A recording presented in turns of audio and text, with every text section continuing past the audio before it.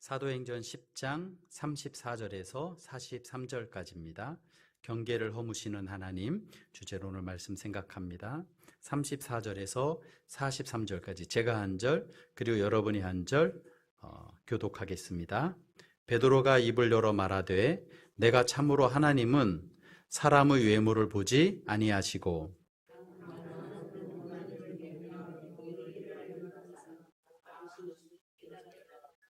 만유의 주 되신 예수 그리스도로 말미암아 화평의 복음을 전하사 이스라엘 자손들에게 보내신 말씀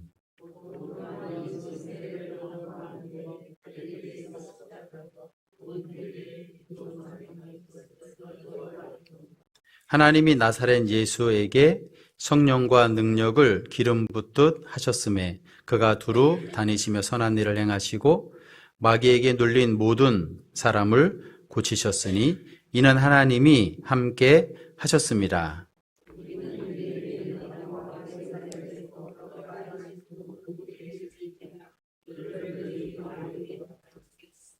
하나님이 사흘 만에 다시 살리사 나타내시되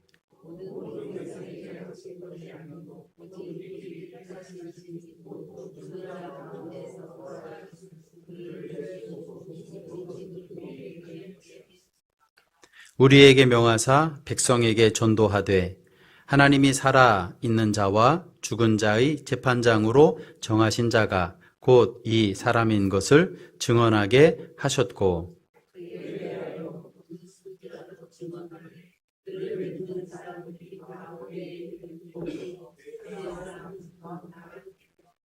베드로가 이 말을 할 때 성령이 말씀 듣는 모든 사람에게 내려오시니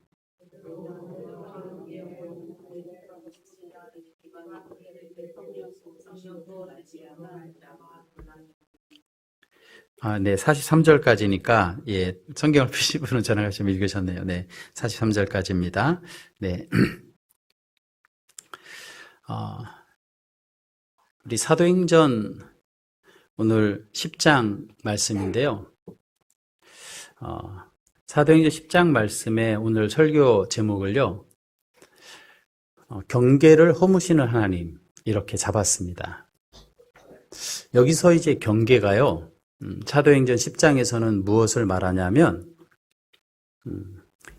유대인과 유대인이죠. 이스라엘 사람 유대인과 그리고 또 이방인 그러니까 이스라엘 사람이 아닌 사람들의 그 경계를 허무시는 하나님에 대한 그러한 말씀입니다. 예수님께서 부활하시고 승천하시고 성도들에게 제자들에게 말씀하시는데 승천하시면서요, 성령이 너희한테 임하시면, 다시 말하면 하나님의 영이 우리에게 임하면 너희가 무엇을 받냐면 권능을 받고, 그러니까 나로부터 나온 그러한 권능이 아니라 하나님께서 주시는 권세와 능력을 받아서요, 처음에는 예루살렘, 그리고 온 유대, 그리고 바로 그 옆에 사마리아, 그리고 사마리아와 땅끝까지 이르러, 땅끝은 유대를 벗어난 이방이죠. 땅끝까지 이르러 내 증인이 되리라 이렇게 말씀하셨어요. 그런데 사도행전 10장까지 와보면요, 정말 예루살렘에서요, 복음이 대부흥의 역사가 있었고 핍박으로 말미암아서 그 다음에 온 유대, 그러니까 이스라엘 땅 전체에, 그리고 그 옆에 있던 사마리아까지 예수님에 대한 기쁜 소식, 이 복음이 증거됐습니다. 그리고요, 이제 예수님의 명령하신 그 명령이 성취되는데, 이제 이스라엘을 벗어난 땅끝, 그러니까 그 이방인들에게 복음이 증거돼야 되는데요.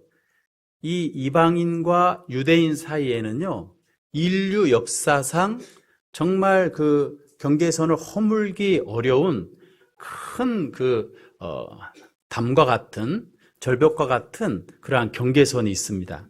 이 유대인들은 이방인을 무시하고 또 이방인은 또 유대인들과 가까이 하기 어려운 이러한 역사적인 이러한 모습들이 있습니다.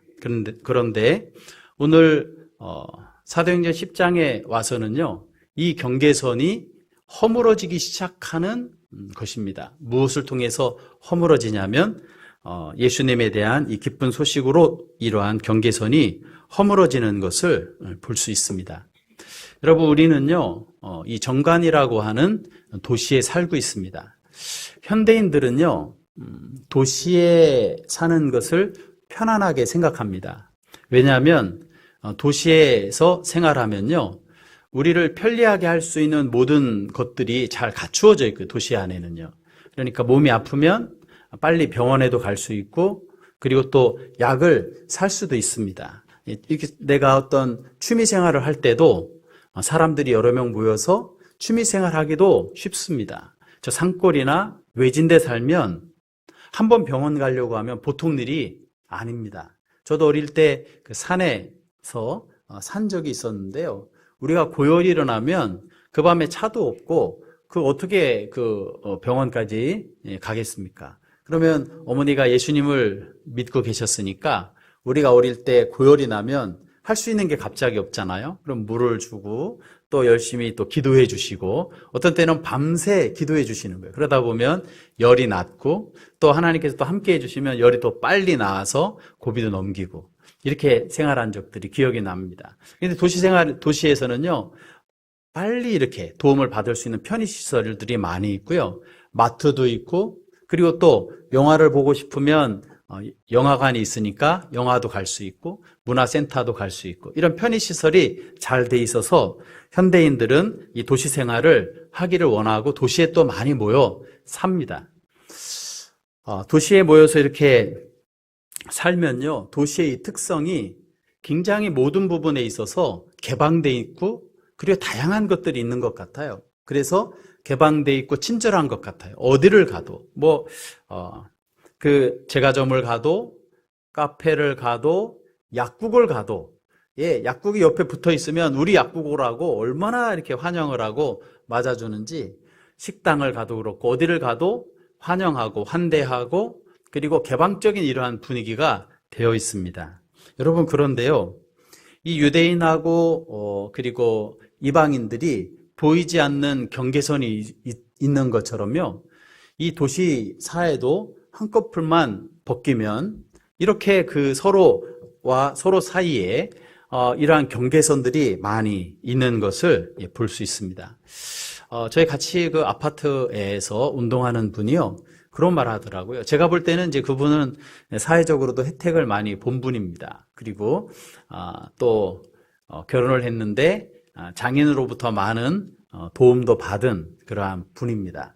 그런데 또 불구하고 이 세상이 기울어진 운동장 같다. 그래서 왜 그렇게 생각하냐 그랬더니 출발부터가 다르다.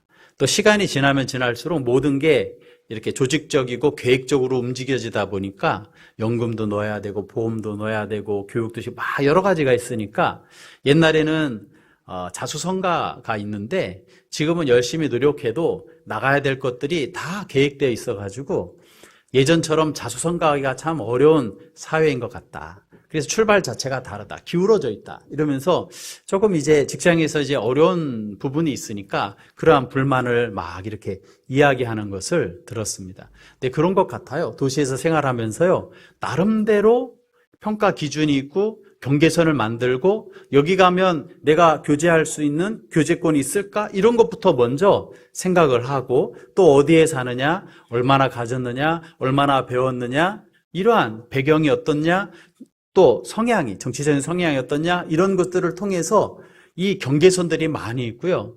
또 어떤 때는 가깝다고 생각했는데 또 불구하고 뭔가 좀 가까운 사람인데도 서로 다른 부분이 있어서 이 경계선을 허물기가 참 어렵다. 이러한 생각이 들 때가 있습니다. 현대 도시에서도요, 개방된 것 같지만 이러한 경계선이 있기 때문에 도시에 있는 사람들이요, 불안한 마음을 항상 가지고 살아갈 때가 많습니다. 왜냐하면 어떤 부분에 내가 속하지 않으면 내가 좀 도태되는 것 같고 약해지는 것 같으니까 도태되지 않기 위해서 무언가 열심히 해야 될 것 같아서 분주한 삶을 살아가고요. 그러다 보니까 두려운 마음을 가지고 살아가고 또 언제 나에게 어떤 일이 있을 수 있는지 모르니까 참 불안한 마음을 가지고 살아가는 것이 도시의 삶이 아닌가 싶습니다. 그리고 어떤 안에 들어가면 우월감이 들고 거기에 들지 못하면 불안하고 이러한 어떠한 개방된 사회인 것 같지만 또 이러한 사회 속에 또 스스로 만든 덫으로 인해서 어렵게 살아가는 것이 바로 우리의 삶이 아닌가, 도시에서 삶이 아닌가 생각이 듭니다. 그런데요, 유대인하고 이방인도 그렇고요, 현대 사회를 살아가면서도 그렇고 가까운 사람 간에도 그렇고 뭔가 알지 못하는 이러한 경계선, 이것들을 통해서 내가 안정감도 없고 또 불안하기도 하고 여러 가지가 있는데요. 사실 예수님께서 이 땅에 오신 것은 이러한 경계선을 허물기 위해서 오시거든요. 오늘 사도행전 10장 말씀에 보면 유대인과 이방인의 경계가 허물어집니다. 베드로를 통해서 또 고넬료를 통해서, 고넬료는 이방인이고 베드로는 유대인인데요. 이 경계선이 허물어집니다. 뿐만 아니라 교회에 나오거나 예수님을 믿게 되면 이러한 경계선이 허물어지기 시작합니다. 그러니까 이 땅에서는 경계선이 아예 다 없어질 수는 없지만, 그러나 내 안에 하나님의 나라가 임할 때 하나님의 나라 안에서 함께 경계선이 허물어지고 형제 자매가 되고 또 서로를 위해 진심으로 기도하며 또한 부족을 바라보면서 예수님을 닮아가기 위한 새로운 목표 그리고 삶의 방향을 가지고 달려나갈 수 있게 되고요. 그리고 예수님을 믿으며 살아가면서 경험하는 놀라운 그러한 축복 중에 하나는 경계선이 허물어지는 것을 보면서 내 마음에 주님을 닮아가는 그 기쁨이 있어서 삶에 보람을 주신 주님을 찬양하고 주님께 영광 올려드릴 수 있는 삶을 살아가게 되는 것이죠. 그러니까 교회는요, 이 세상에서 어떠한 곳이냐면 예수님의 그 복음으로 말미암아 경계선을 허무는 것이 바로 교회고요. 성도는 어떤 사람이냐면 이 사회에 보이지 않는, 한꺼풀만 벗겨도 많은 경계선이 있는데 경계선이 허물어서 하나님의 평화가 이루어지게 하는 것이 성도의 삶인 것이죠. 내가 먼저 그러한 것들을 느끼고 내가 내 힘으로 할 수 없지만 주님의 뜻대로 살아가면서 이러한 경계선이 허물어지는 역사들을 보게 되는 것이 성도의 삶입니다. 그렇다면 어떻게 하면 성도로서, 교회로서, 하나님을 아는 사람으로서 이 경계선이 허물어지는 것을 알고 그리고 경험할 수 있는가? 이러한 부분은 오늘 본문 말씀에 이 이방인과의 경계선이 허물어지는 현장을 보면서 우리가 그 하나님께서 하시는 역사를 보고 그리고 또 우리도 예수님 안에서 경계선을 허물어가는 그러한 은혜와 축복을 경험할 수 있습니다. 특별히요, 저희가 사랑나눔 축제가 2주 앞으로 다가왔거든요. 우리 주위에 그동안 알고 있는 관계를 맺은 분들 또 사랑하는 사람들에게 가장 중요한 경계선이 허물어져야지 되는데요. 이 경계선은 뭐냐면 사람과 하나님 사이에 있는 이 경계선이 허물어져야 되거든요.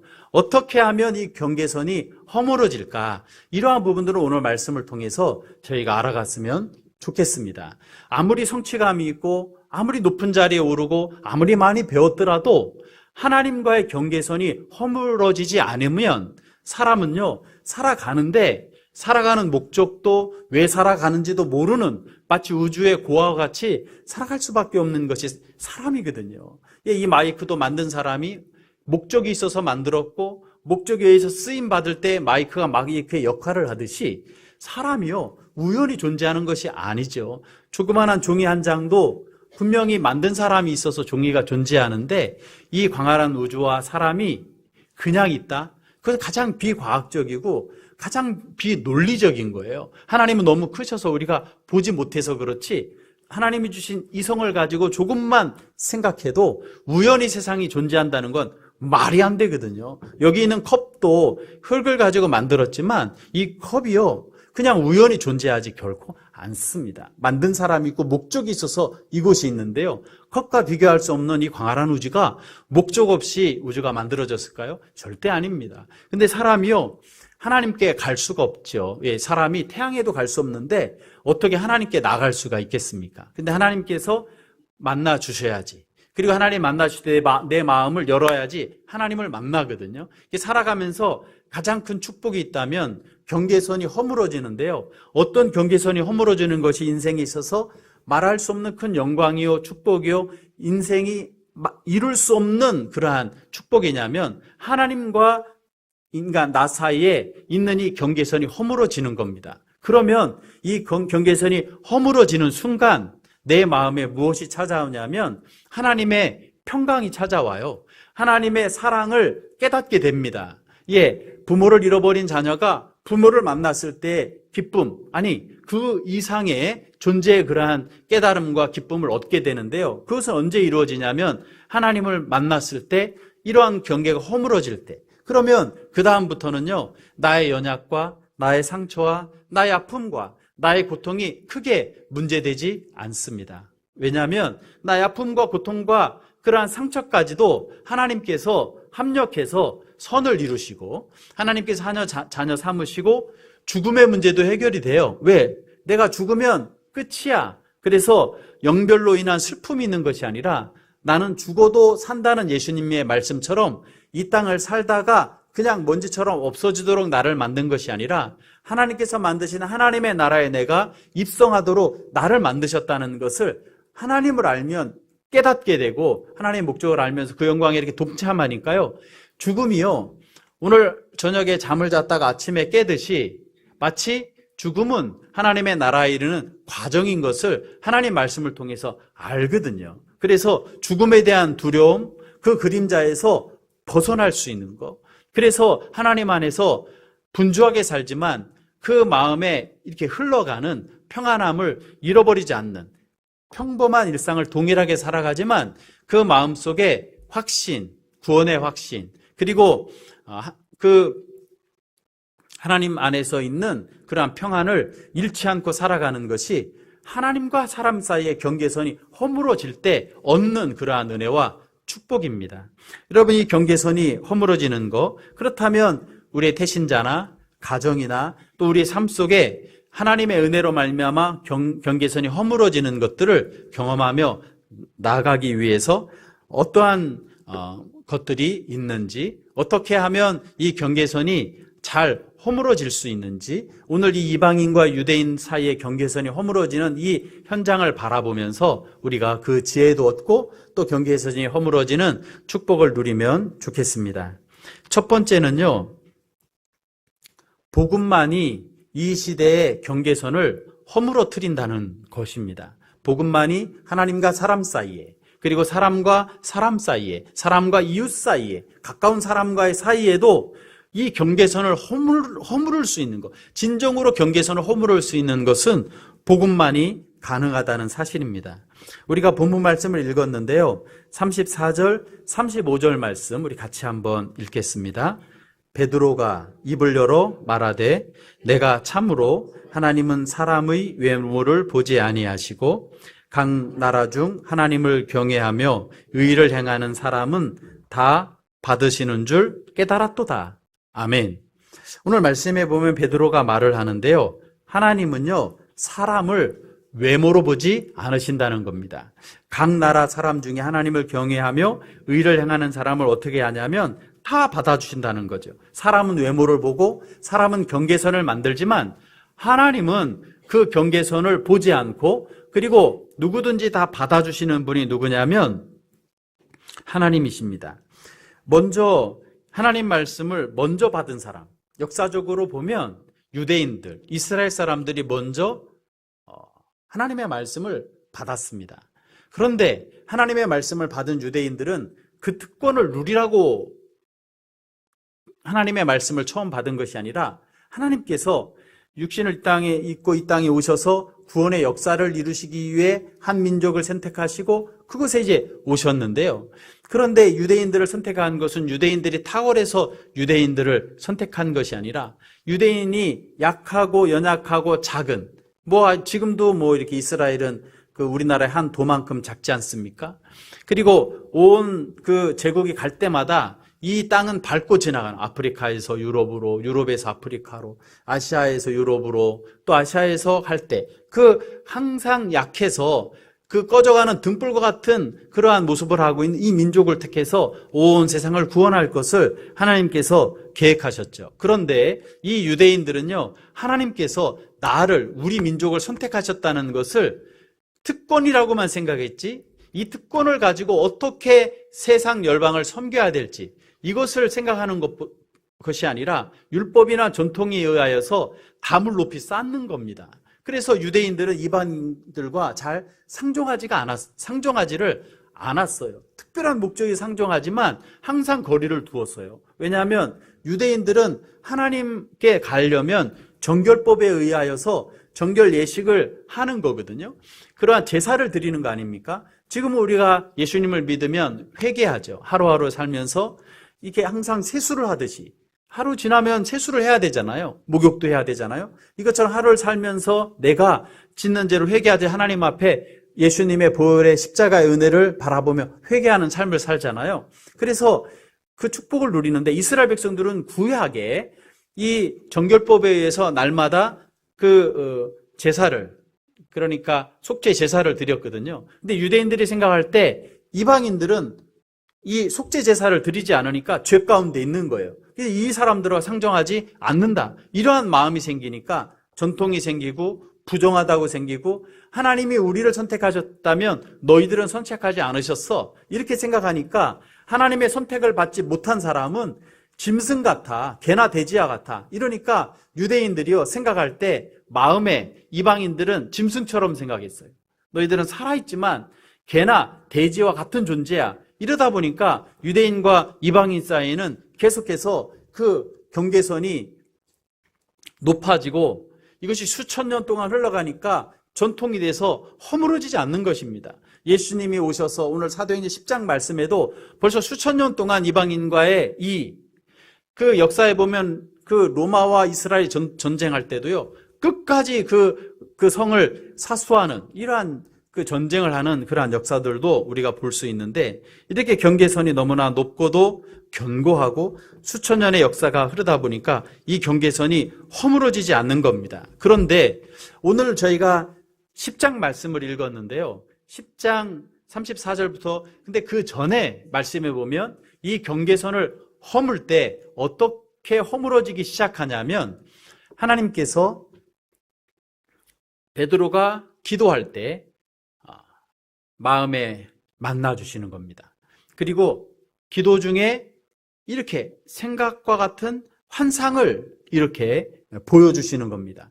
근데 이 환상을 이렇게 보는데 그 환상의 내용이 이 보자기에 쌓여서 하늘에서 무언가 내려오는 겁니다. 그래서 그 보자기가 펼쳐졌을 때 보니까 그곳에는 그동안 이 부정하다고 성경에 나온 여러 가지 짐승들이나 이런 것들이 있는 거예요. 그런데 그것을 딱 볼 때 부정하네 이러한 생각이 딱 들었는데 이때 그 성령께서 뭐라고 말씀하시냐면 잡아서 먹어라 이렇게 말하는 겁니다. 근데 베드로가 그것을 보면서 나는 이렇게 속된 거, 그러니까 이렇게 부정한 것을 지금까지 유대인으로 먹은 적이 없습니다 이러는 거예요. 근데 이것이 몇 번이 반복되냐면 3번이 반복됩니다. 그러면서 베드로가 생각하는데 이게 도대체 무슨 생각이요? 이것이 무슨 환상인가? 도대체 이해가 되지 않는 겁니다. 그런데요, 같은 시간에 이제 유대인이 아닌 이방인 고넬료가 하나님을 알게 돼서 그가 기도하는데 아직 예수님에 대해서 복음에 대해서는 알지 못하거든요.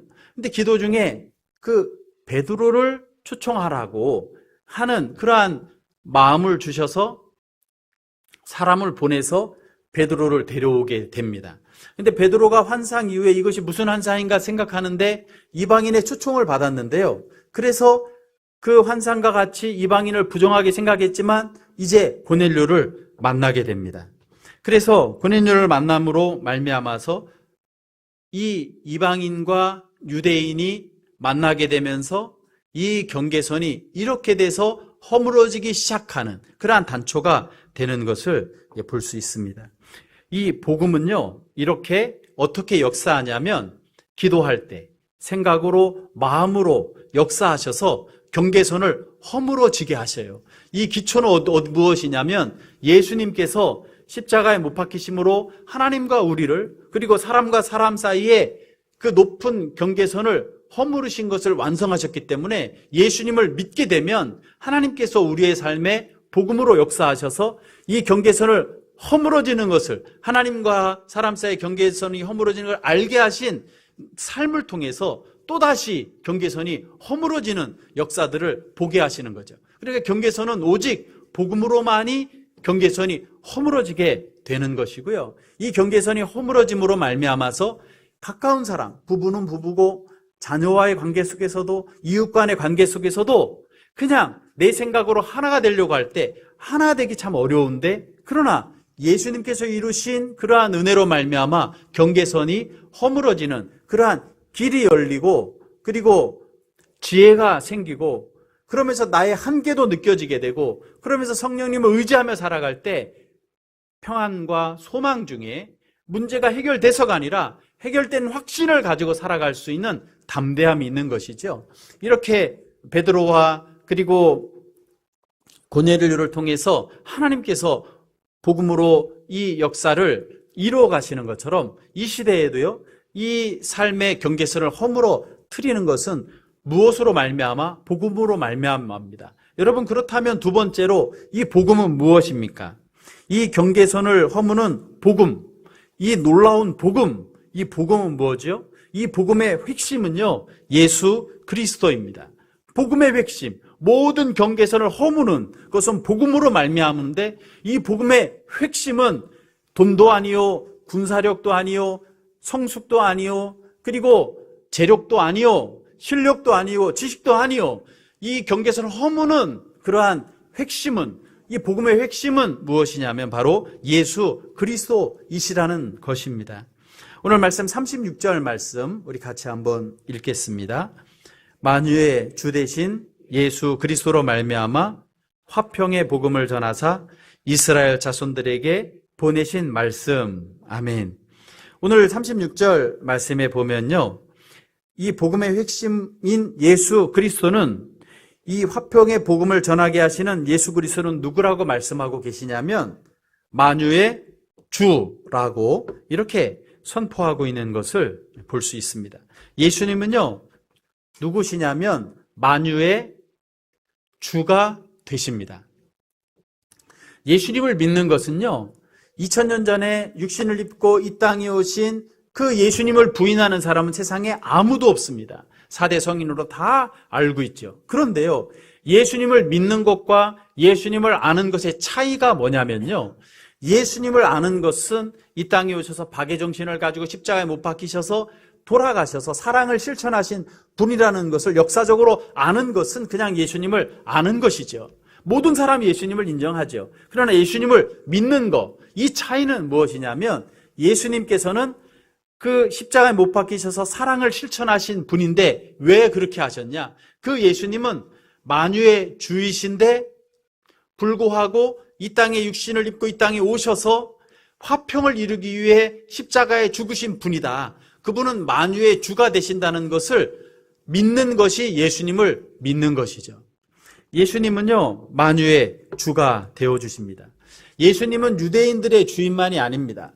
예수님은요, 이방인의 주인이기도 하십니다. 예수님은요, 오랜 전에 오셨던 분만 아니라 죽으셨다 살아나셨고 또 그 전에 하나님이시기에 예수님은요, 온 만유의 주가 되십니다.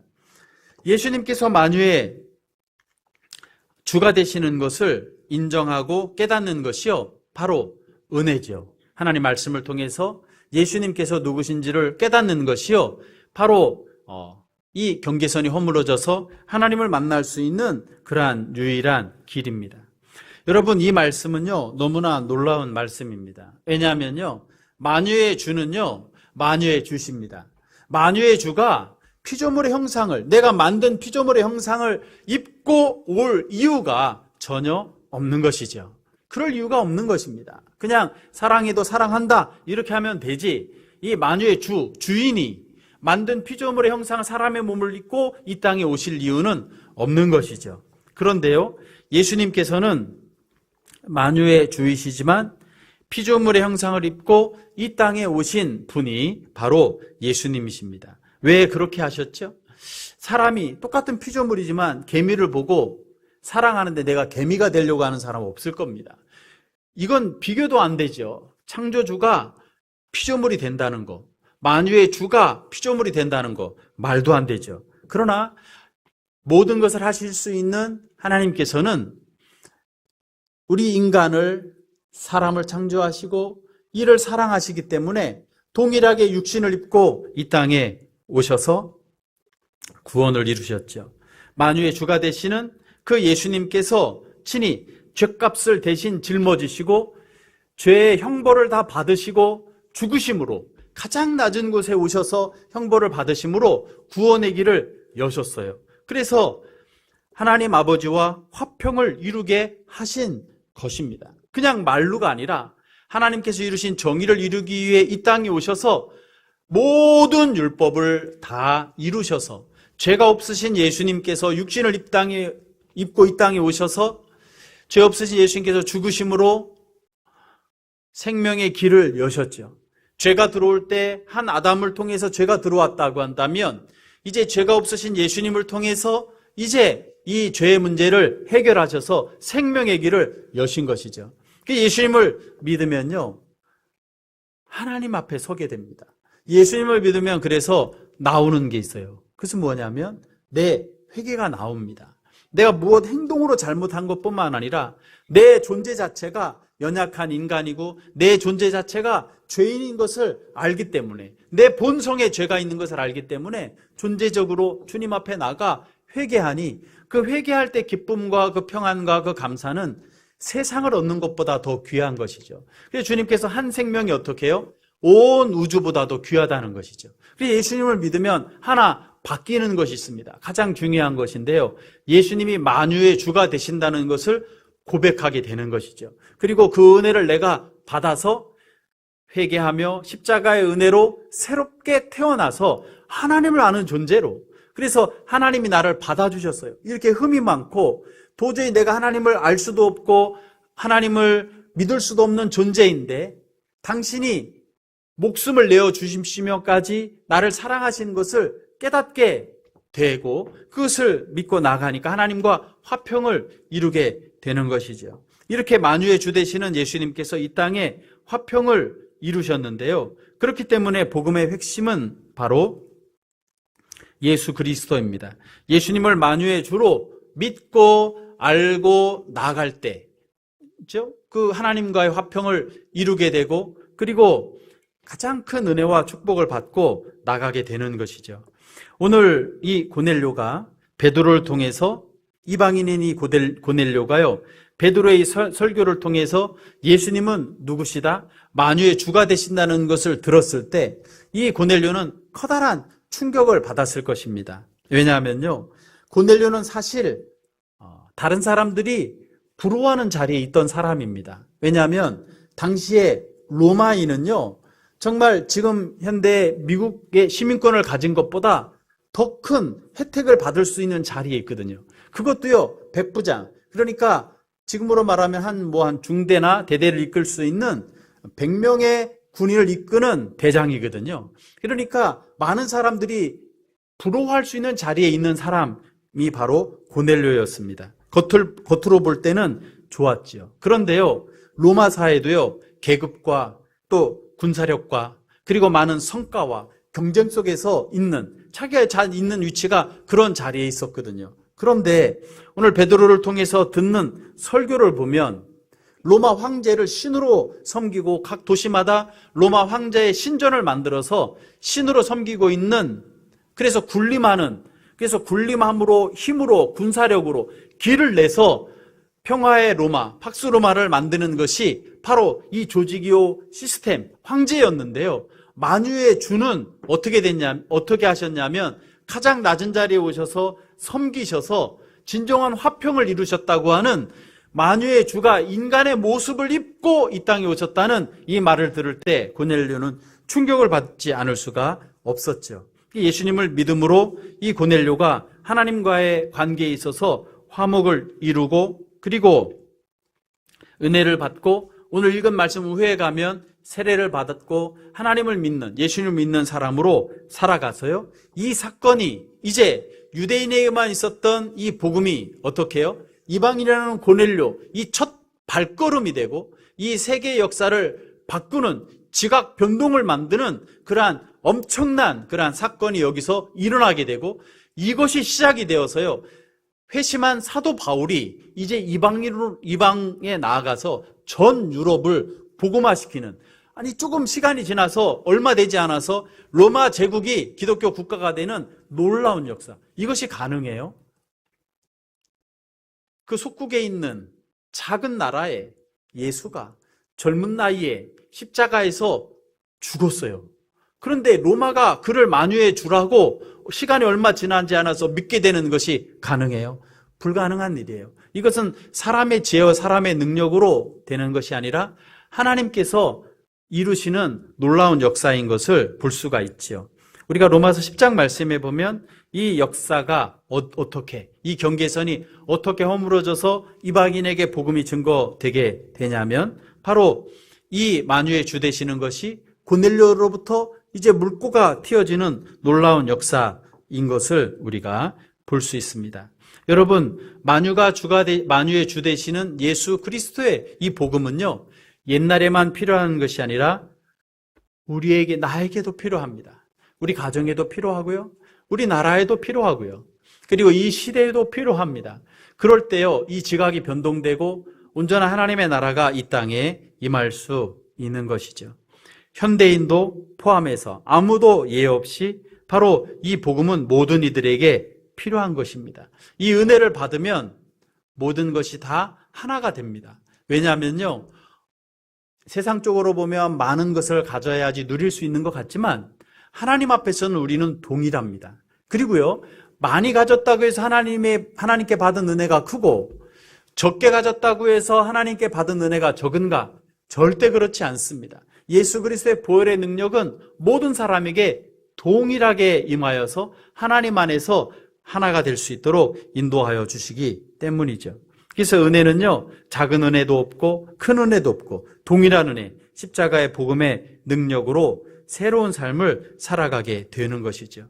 이 은혜는요, 무한한 복이 되고요, 천국의 영광이 되고 또 하나님의 자녀된 그러한 축복을 가지고 살아가게 됩니다. 소망으로 살아가게 되는 것이죠. 그래서 믿음의 사람이 가는 곳에는요, 빛이 비추어지게 되고 그 가정도 살고 그 개인이 살고 그 지역이 살아나게 되는 것이죠. 이번 주도 한 분이 상담이 오셔서 대화하는데 우리나라 역사에 대해서 함께 이야기하는데요, 우리 운둔의 나라였던 어둠 가운데 있었던 우리나라가 개화가 되고 지금 엄청나게 발전하는데 이 발전의 속도와 정비례하는 것이 교회의 발전의 속도. 정말 우리나라에 병원을 짓고 학교를 짓고 선교사님들이 수없이 많이 헌신하면서 개화가 되면서 놀랍게 개화가 되어서 이 많은 발전을 이루는 것을 볼 수 있거든요. 이러한 대화를 서로 나누면서 이제 다음 주부터 우리 같이 하나님을 알아가자, 이렇게 시작이 되었습니다. 이 현대인들, 짧은 삶을 살아가는 우리 모두에게 필요한 것이 있다고 한다면 그것은요, 다른 무엇이 아니라 만유주 되시는 예수님을 알아서 하나님과 나 가운데 이 경계선이 허물어지고 믿음의 사람이 갈 때 축복의 통로가 돼서 이 경계선이 허물어지는 것을 보는 것이 가장 필요하고 가장 큰 축복이죠. 그래서 오늘 하루를 살다가도 죽음이 두렵지 않은 이유는 오늘 밤 내가 세상을 떠나도 천국에서 확신을 가지고 살아가니까 믿음의 사람은 마음의 평안을 가지고 살아가는 것을 볼 수 있습니다. 우리가 복음을 증거하는 이유가 어디 있습니까? 살아나는 축제를 이렇게 정하고 한 사람이라도 더 예수님을 믿기를 간절히 원해서 힘쓰고 애쓰는 이유가 어디에 있습니까? 이 세상의 진정한 소망은 다른 데 있는 것이 아니라 복음에 있기 때문에 그렇습니다. 이 세상의 길, 이 세상의 대안은 다른 데 있는 것이 아니라 예수님이 바로 길이요 대안이기 때문에 그렇습니다. 나의 진정한 소망이신 예수님을 내가 만나서 알았기 때문에 우리가 이렇게 복음을 전하고 또 사랑 나눔 축제를 준비하면서 이러한 길을 열어가지요. 진정한 소망이 되고 살 길이 되기 때문에 그렇습니다. 여러분, 우리가 예수님을 만난 사람으로서 주의해야지 될 것이 있습니다. 그것은 뭐냐면요, 차별입니다. 내가 하나님과 화평을 이루었는데 내가 또 다른 경계선을 쌓는 사람이 되면 안 된다는 것입니다. 예수님은 나처럼 소망이 없는 사람, 주님을 알아갈 수 있는 조그만한 것도 없는 나를 구원하셨기 때문에 그 은혜를 받은 사람은 이제 경계선을 쌓는 사람이 아니라 경계선을 허무는 사람이 돼야 됩니다. 경계선을 허물지 않는다면 내가 예수님을 믿는지 안 믿는지 다시 한번 확인해야 되죠. 그리고요, 우리가 경계선을 허물면서 예수님을 전할 때요, 저 사람은 고집이 세고 너무나 완고해가지고 예수님 믿을 사람 아니야. 이렇게 내 스스로의 생각으로 경계선을 그으면 안 된다는 것이죠. 저 사람은 성공했고 재력이 많으니까 편안하게 사니까 예수님이 필요치 않을 거야. 이렇게 생각하면 안 된다는 것이죠. 이러한 경계선을 내가 또 긋지 않도록 주의하지 되죠. 하나님의 자녀가 된 우리는요, 경계선을 만드는 사람이 아니라 하나님의 자녀로 담대하게 경계선을 허무는 사람으로 나가야 될 줄로 믿습니다. 팀 켈러 목사님이 이런 말씀을 했어요. 종교는 선을 긋는데요. 종교는 선을. 그런데요, 복음은요, 선을 지운대요. 그리고 복음은 사람을 환대한대요. 교회는 어떤 곳이냐면 경계선을 긋는 데가 아니라 경계선을 지우는 데고, 교회는 경계선을 만드는 것이 아니라 환대하는 것이 바로 교회인 것을 봅니다. 세상은 이렇게 이 복음으로 말미암아 경계선이 허물어져서 소망이 넘치는 세상으로 바뀌어지게 되는 것이죠. 여러분, 물이 고이면 썩습니다. 물이 고이면 썩어요. 마찬가지로요, 내가 하나님의 복을 받았는데 이 복을 흘려보내지 않잖아요. 그러면 내가 썩게 되는 겁니다. 그리고요, 내가 이 복을 흘려보내지 않으면 내가 정말 복을 받은 사람인가 다시 한번 돌아봐야 되죠. 어떤 분이 한 목사님을 이렇게 찾아왔답니다. 그래서 목사님에게, 목사님, 저는 교회를 좀 떠나야 되겠습니다.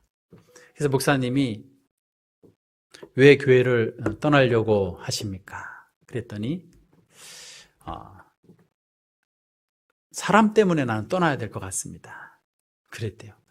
그러면 떠나기 전에 제가 한 가지 부탁이 있습니다. 들어주실 수 있습니까? 어려운 게 아닙니다. 그러니까 떠날 거니까 들어주겠습니다. 어렵지 않다니까. 그러니까 목사님이 어디로 가냐면 본당으로 올라왔습니다. 그리고 이 바가지에다가 물을 가득 담아서 줬습니다. 그래서 여기 한 바퀴 이렇게 돌고 저한테까지 이렇게 오세요. 이게 제 마지막 부탁입니다. 그랬대요. 그러니까 이분이 이 바가지에 물을 보면서 한 바퀴를 돌아서 다시 목사님 있는 데로 왔어요. 그래서 목사님이 오니까 물어봤대요. 물을 흘렸나요? 안 흘렸나요? 그랬더니 이분이, 제가 물을 한 방울도 안 흘렸습니다. 그렇게 얘기를 하대요. 그래서 왜 한 방울도 물을 안 흘리고 여기까지 올 수 있었어요? 그러니까 제가요, 여기 이렇게 돌 때 다른 것도 봤지만 계속해서 무엇을 봤냐면 물을 보면서 집중해서 왔기 때문에 물을 한 방울도 안 흘렸어요. 이렇게 말을 하더래요. 그래서 목사님이 말을 했대요. 성도님, 바로 그겁니다. 우리가 집중해야 될 것을 집중하지 못하면 물이 다 흘러 넘치지만 집중할 것을 집중하면 흘러 넘치지 않아요. 그렇게 이야기를 하더래요. 마찬가지인 것 같아요. 저희가 예수님을 믿으면서 살아갈 때요, 중요한 것이 뭐냐면 복음이에요. 내가 받은 하나님의 축복, 그리고 이 축복을 흘려보내는 겁니다. 사람 때문에, 환경 때문에, 무슨 여건 때문에가 아니라 내가 본질에 충실하고 내게 주신 하나님의 은혜를 생각하고, 그리고 내게 주신 사명을 감당하기 위해서 기도하고 염려하고 고민할 때 나는요, 그 사명 감당하다가 어느덧 천국문 앞에, 어느덧 하나님 앞에 안기게 되는 것이죠. 그런데 사람을 보고 환경을 보다 보면 물이 흘러 넘치고 사명도 감당하지 못하고 실족하기 쉬운 것이 바로 우리의 삶인 것입니다. 여러분, 우리가 무엇이 집중하며 이 땅을 살아갈까요? 주께서 우리에게 주신 축복과 주께서 우리에게 주신 사명을 가지고 하루하루 살아서 변화된 삶을 살아가는 것.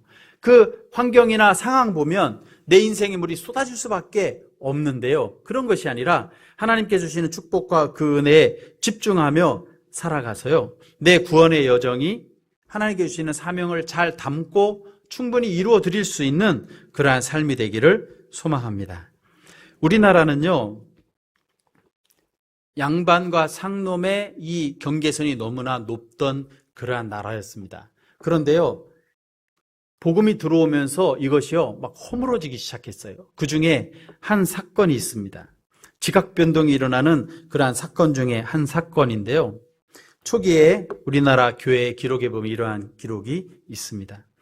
조선시대 때에는요, 백성을 인간 취급하지 않았답니다. 그러니까 어느 정도였냐면 백정에게는 이름도 지어주지 않았답니다. 백정은요, 호족에 올리지 않았답니다. 그리고 백정은요, 결혼을 해도 상투를 틀지 않았대요. 그러니까 어떤 경계선, 그 먼 바깥에 있는 존재처럼 백정을 생각했다고 합니다. 근데 백정 중에 봉출이라는 사람이 있었다고 합니다. 그런데요, 이 봉출이라는 그 사람이요, 장티푸스에 걸렸어요. 이 전염병에 걸린 겁니다. 그런데 이 장티푸스에 걸린 이 봉출에게 에비슨이라고 하는 선교사가 찾아왔습니다. 이 에비슨은요, 미국의 공사관이고 의사이고 의료 선교사로 우리나라에 왔습니다. 그리고요, 이 에비슨은 고종 황제를 진찰하는 어의였습니다. 그런데요, 황제를 만지던 그 손이 이 봉출이라는 사람이 장티푸스에 걸렸다는 이야기를 듣고 의료 선교사로 왔으니 그 경계를 허물고 누구에게 갔냐면 왕을 만지던 손인데 이 백정의 손을 만져주고 끊임없이 사랑을 베풀고 품어주는 거예요. 그러니까 이 경계선이 허물어지는 거예요. 다른 사람이 이해할 수가 없어요. 왜 이러나. 그런데 이 에비슨이라는 마음속에 누가 예수님이 계시니까 그 영혼이 보이니까 자기 손이 왕에게도 은혜가 필요하고 백정에게도 은혜가 필요하니 예수님의 마음을 가지고 손을 내밀었어요. 그런데 감사하게도 이 봉출이라는 사람은 이 장티푸스에 걸렸는데 이 병이 낫게 됩니다. 이 병이 낫게 되니까요, 이 봉출이 자기에게 올 때는 충격적이었는데 이 사랑을 받고 약을 먹고 치료받으면서 이 병이 나으니까 이 에비슨이라는 선교사가 예수님에 대해 전하고 예수님 때문에 내가 지금 이 자리에 있고 당신이 예수님을 믿으면 나처럼 경계선을 허무는 사람이 될 수 있을 거다. 자기는 영원히 그냥 아웃사이더인데 이제 경계에서 아웃사이더, 인사이더를 뛰어넘는 경계선을 허무는 사람이 될 거다. 이런 말을 들으니까 관심이 생기고 예수님을 알아가다가 이 봉출이라는 사람이 예수님을 만나게 됐어요. 그러니까 교회에 나오게 된 겁니다. 교회 양반들이 있는데 이 봉출이 나오니까 이 양반들은 무시를 했지만 그래 예수님 만나니까 교회에 나오면서 이 교회 내에서 이 신분의 벽이 허물어져 가지고요, 이 봉출이라는 사람이 우리나라 이름을 갖게 됩니다. 이분이 어떤 이름을 갖게 되냐면 박성춘이라고 하는 이름을 갖게 됩니다. 우리나라 연속극 저는 보진 못했는데 재중원이라는 연속극이 있었다고 하는데 이 박성춘이라는 그 사람의 스토리가 거기에도 담겨 있다라고 하더라고요. 이 박성춘이 이제 예수님을 믿으니까 그 은혜가 크니까 얼마나 열심히 주님을 찬양하고 예배했던지 이가 출성하는 교회가 서울의 승동교회인데 유명한 교회죠. 역사적인 교회인데 승동교회 초대 장로 중에 한 사람 장로를 뽑을 때 그 중에 한 사람이 누가 되냐면 이 박성춘이라는 사람이 초대 장로 중에 한 사람이 되는 겁니다. 그리고 예수님을 믿고 이제 장로로서 교회에서 열심히 봉사하다 보니까 또 그 아들이요, 이제 또 재중원, 그러니까 세브란스 의과 전문대학에 들어가서 1회 졸업생이 되고 우리나라의 1회 외과 의사가 돼요. 그러니까 우리나라에도 복음이 들어와서 경계선이 허물어지니까 지각이 변동되는 거죠. 이 사도행전 10장의 고넬료와 베드로의 만남이 그때만의 만남이 아니라 복음이 가는 곳마다 이러한 경계선이 허물어지는 역사가 나타나서 하나님의 나라가 임하여지는 것이죠. 저희 집도 아버지는 대대 종손집이니까 유교 성향이 강했고, 어머니는 일찍 예수님을 믿었으니까 복음을 가지고 계셨는데, 이 경계선이 무엇으로? 아무것으로 허물어지기 어려운데 복음으로 허물어져서 가정이 복음화가 되고 일가 친척들도 예수님을 믿게 되는 이러한 역사가 나타난 것이죠. 여러분, 복음은 어떤 것입니까? 복음은요, 경계선을 허무는 것이고 지각 변동을 일으키는 것이죠. 여러분, 우리가 예수님을 믿고 나아가서 경계선을 허물 때 이것은 조용하게 경계선이 허물어지는 것 같지만 엄청난 역사가 각 가정에서 각 지역에서 나타나게 되는 것이죠. 여러분, 성령 충만함으로 이러한 귀한 역사, 경계선을 허무는 그러한 축복의 통로로 우리 모두 쓰임받고 나와 주님과의 영광과 축복을 누리는 귀한 삶을 살아간 우리 모두 되기를 소망합니다. 특별히 2주 후에 사랑나눔 축제가 있는데요. 그 축제가 어떤 축제가 되기를 위해서 우리가 기도해야 되냐면 이 현장이 경계선이 허물어지는 현장이 되도록 역사하여 주옵소서. 그렇게 우리가 기도해야 될 것 같습니다. 어떤 분은 안내, 어떤 분은 식사, 간식으로 봉사하시는 분들이 계십니다. 여러분, 어떤 마음으로요? 사랑의 마음으로 내가 맡은 작은 것을 가지고 환대하고 섬길 때요, 바로 이 섬김이 이 경계선을 허무는 첫 발이라는 것을 생각하면서 우리가 섬길 때 하나님께서 큰 은혜를 우리 모두에게 주시고 하나님께서 축복을 받을 뿐만 아니라 축복을 흘러가게 하는 귀한 역사 우리